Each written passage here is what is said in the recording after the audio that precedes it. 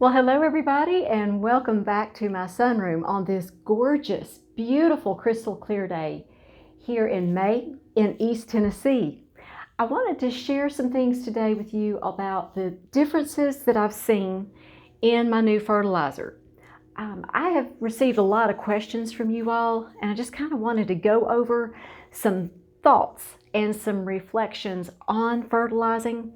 I get so many questions from you all about fertilizing, and it's kind of the same question that I see very often, repeated in maybe in different wording.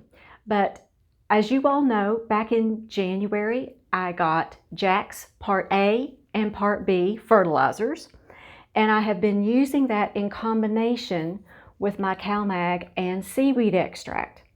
Now, the past month or so, since the temperatures have gotten, of course, higher due to the fact that it's spring now, I have increased the rate just slightly. Back in the winter, I was doing about 180 parts per million.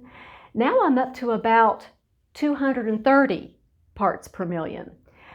So I have increased it somewhat. I don't think that I'm going to go over that amount. I'm going to have to think about it and kind of make a plan to see what I'm going to do for summer. But I have seen a huge difference in the health of my plants. I had used the same fertilizer for many years, and I had really pretty good results. But I was having some problems with it because it had ammoniacal nitrogen. Now, the Jack's A and B does not have ammoniacal nitrogen. All of the nitrate sources, calcium nitrate. So you might be thinking, okay, what could the problem be with ammoniacal nitrogen? Okay, I've done quite a bit of research on that subject. And here's the thing. Ammoniacal nitrogen, it's what colors your water blue when you're using a fertilizer, when you dissolve it in water. Okay, it is an alkaline solution. It is ammonia. It is alkaline. Okay, so here's the thing. Orchids, they like slightly acidic conditions, not alkaline conditions. The other thing to remember is moss. If you're growing your orchids in moss, moss likes slightly acidic conditions, not alkaline conditions. So what happens when you're feeding your orchids, and really moss, you kind of feed it too. Mine sprouts, so I'm feeding the moss as well. What happens when you use an ammoniacal nitrogen source? Well, you've got an alkaline situation. So your orchid roots cannot absorb it very well, particularly in cold weather. It takes about 80 degrees Fahrenheit and above for ammoniacal nitrogen to actually be absorbed.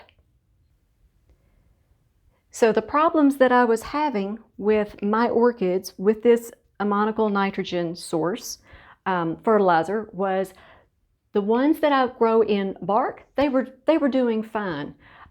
Bark does not retain nutrients as readily as moss does. So what was going on was I would be mixing up my fertilizer, using it on the ones that I have in bark, and they were fine. But then I would use it with the ones in moss, like this one. And oh my goodness, it was causing a lot of trouble. It was causing the roots to burn. And so I would have to start over with the moss and hope that it didn't happen again. And it just kept happening.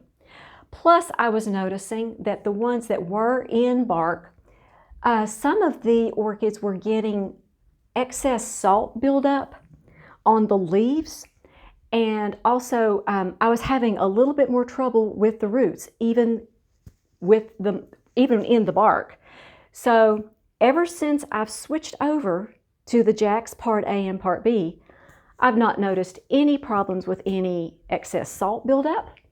I do flush my orchids once a week with just regular water, but what I'm talking about is almost a damage to the leaves. Let me see if I can find an example here for you. Okay, here is an example of a leaf that grew last year when I was using the fertilizer with the ammonical nitrogen, and I hope that you can see what I see. There are these, it looks like little salt deposits almost that are in the leaf. I'm not believing I'm saying this, but since I've started using the jacks, even these are starting, even the leaves that I thought were kind of a little bit damaged, even they are looking better. So that's amazing. But this leaf is slightly just, for the lack of a better term, it's mottled. It looks like there's some salt buildup on that. That's showing that that fertilizer was a little bit too much. I may have just used too much at the wrong time as well. Another really good thing that I've noticed about the jacks is that I'm already getting some new spikes on some of my orchids that are already still in bloom. I've never had this happen. This one is to my foul purple dust, and let me show you the spike, the new spike on my Magic Art.